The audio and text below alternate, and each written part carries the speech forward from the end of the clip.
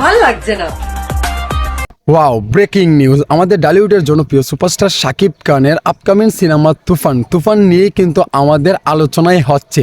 একের পর এক কিন্তু চমক দিয়ে যাচ্ছে আমাদের পরিচালক রায়হান রাফি ভাই।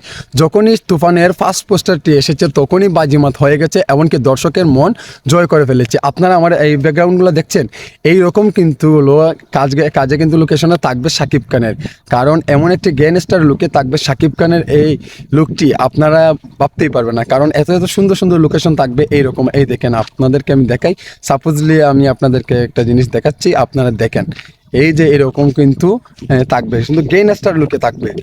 গ্যাংস্টার মানেই তো আপনারা বুঝেন, সেটা আমি আপনাদেরকে ভেঙে বলা লাগবে না। সো তুফান সিনেমার জন্য আমরা অনেক প্রত্যাশা করছি, এমনকি ভালো মানের একটি সিনেমা হতে যাচ্ছে তুফান। শাকিব খানের 2024 সালে আরও একটি রেকর্ড করার মতো একটি সিনেমা আসছে, তুফান সিনেমাটি। সো তুফান সিনেমা নিয়ে আমরা অনেকে প্রত্যাশা করছি, এমনকি বিগ বাজেটের সিনেমা, এমনকি নায়িকাও কিন্তু সুপারস্টার, নায়িকাই কিন্তু অপার বাংলার সুপারস্টার, অনেকের সাথে কাজ করেছে, সুপারস্টারদের সাথে, জিতের সাথে কাজ করেছে, দেবের সাথে কাজ করেছে, আরও অনেক নায়কের সাথে কাজ করেছে। কিন্তু ফার্স্ট টাইম আমাদের এই নায়িকা কাজ করছে শাকিব খানের সাথে। শাকিব খানের সাথে এই কাজের মজাটাই আলাদা, এমনকি শুটিংয়ের মজাটাই আলাদা। শাকিব খান মানেই হচ্ছে নিত্য নতুন লুক।